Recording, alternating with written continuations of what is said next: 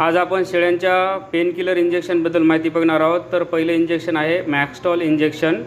याच्यामध्ये कंटेन आहे टोल्फेनॅमिक ॲसिड। हे पेनकिलर म्हणून काम करतं। तर हे पूर्णपणे प्रेग्नन्सी सेफ आहे, पण अपवादात्मक एखाद्या गोष्टीमध्ये गंभीर अवस्थेमध्ये हे गाभण सेफ नाही।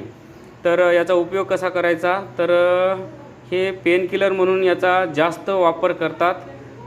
त्रास कमी करण्यासाठी वापरतात, सूज कमी करण्यासाठी वापरतात, पायाने लंगडत असल्यास हे वापरतात, दगडी म्हणजे मस्टॅटिस झाल्यावर सुद्धा हे वापरतात। दगडीमधला त्रास सूज कमी करते, गर्भाशयामधील सूज कमी करते, अंग आखडून गेल्यास त्रास कमी करते, हाडाला मार लागल्यास त्रास कमी करते, जॉईंट पेन कमी करते, मांसपेशीमधील आखडण जखडण कमी करते। कधी देऊ नये, शेळीचा किंवा जनावरांचा 5वा महिना म्हणजे शेळीचा 5वा महिना संपत येतो, ती विण्याच्या जवळजवळ आली की तेव्हा हे इंजेक्शन वापरू नये। गाभण जनावरांचा शेवटचा महिना जो असतो, विण्याच्या 15 दिवस अगोदर ही इंजेक्शन देऊ नये।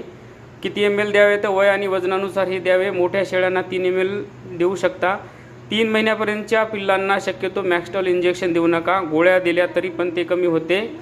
आणि सर्वात महत्त्वाची सूचना म्हणजे मी फक्त माझ्या वैयक्तिक अनुभवानुसार ही माहिती देत आहे। उपचार तुम्ही तुमच्या डॉक्टरच्या सल्ल्यानुसारच करा। धन्यवाद।